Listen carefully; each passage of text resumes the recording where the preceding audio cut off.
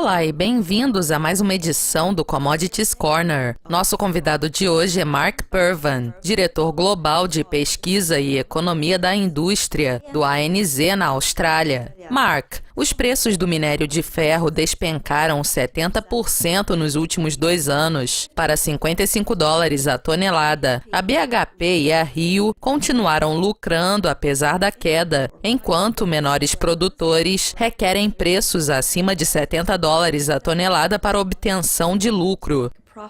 Qual é a sua perspectiva para os produtores australianos de minério de ferro? A economia é muito multidirecional.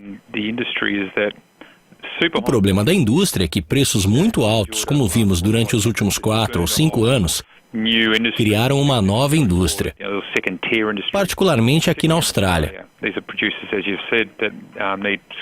onde os produtores precisam de um preço mínimo de $70 a tonelada para obterem lucro. A demanda está desacelerando muito rapidamente na China e a oferta dos produtores de baixo custo é grande. Portanto, a situação é difícil. Nós não acreditamos que o mercado retorne aos preços muito altos. Por isso, será muito difícil para os novos market players e eles terão que repensar a economia de seus projetos.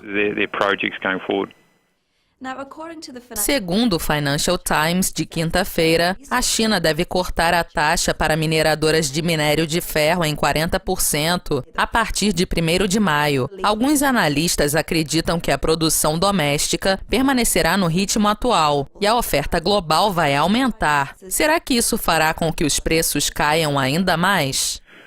A dinâmica é interessante porque a oferta chinesa de minério de ferro é o principal motivo para os preços tão altos. Essa queda acentuada nos preços está expondo muito dessa capacidade de alto custo. O problema é que o ajuste das taxas na China é muito pequeno. 40% parece muito, mas considerando dólares por tonelada, estamos falando de uma economia de $3 ou $4. O preço do minério de ferro está se movendo semanalmente ou mensalmente nessa faixa.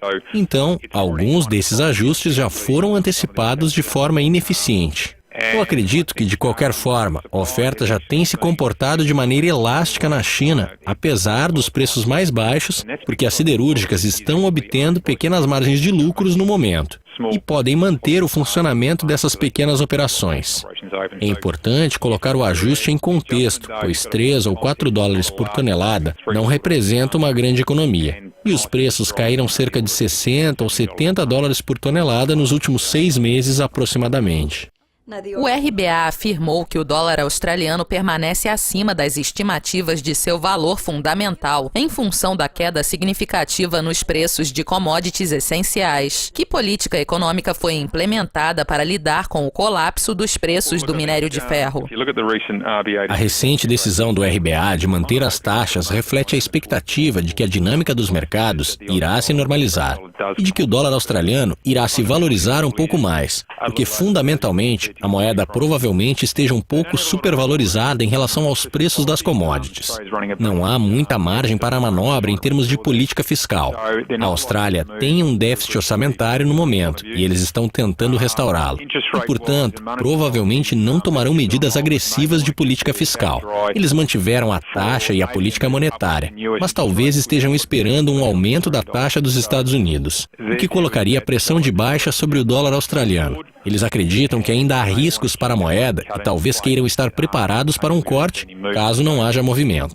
A economia australiana é muito multidirecional. Temos indústria de mineração no oeste do país, em Queensland, que depende muito de royalties. Mas outros grandes estados da costa leste, como New South Wales e Victoria, estão menos expostos. Nesse sentido, precisamos esperar para ver. Eu acredito que eles estejam esperando que a moeda suba um pouco mais, antecipando que as taxas de juros dos Estados Unidos também colaborem. Mark, muito obrigada pela participação. Isso é tudo por hoje, mas continuem conectados para mais notícias e entrevistas exclusivas. Até mais!